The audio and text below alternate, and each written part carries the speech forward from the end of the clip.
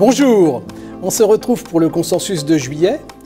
Bâti à partir des simulations réalisées par plusieurs centaines de conseillers sur myflow.fr, le consensus reflète les intentions d'achat des professionnels du conseil. Je rappelle que le consensus se limite aux 20 fonds les plus sélectionnés par les conseillers. On compare cette sélection au mixte 50% actions, 50% obligations.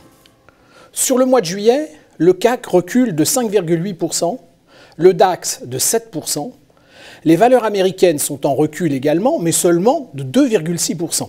A l'inverse, l'Asie et les marchés émergents restent positifs sur le mois. La forte sensibilité de la sélection des conseillers aux valeurs européennes explique que le consensus perd du terrain sur son benchmark.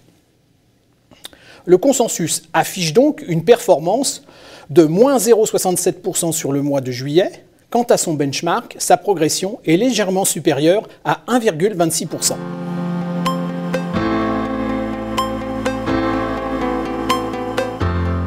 Sur 3 ans, le consensus délivre 24,5% en performance cumulée, soit 300 points de base de moins que le composite 50% actions, 50% obligations.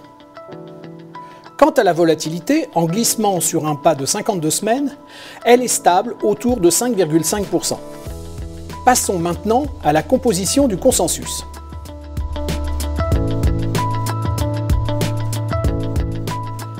Juillet est marqué par l'entrée de Centifolia de chez DNCA et de Sextant Grand Large de la société Amiral Gestion.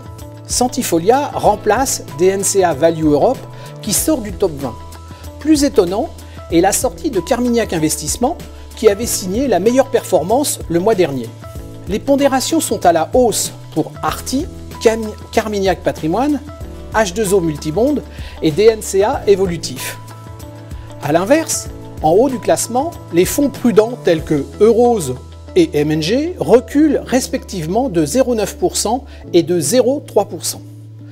Le renforcement de l'allocation vers les actions se poursuit, mais la dynamique s'épuise. 53% du portefeuille est sur l'Europe. Sur la seule classe action, 75% du consensus est investi dans les valeurs européennes.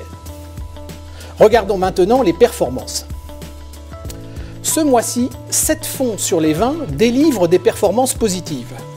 La performance du mois est encore une fois à l'initiative de H2O Multibond avec 4,25%. Ce fonds affiche plus de 18% depuis le début de l'année.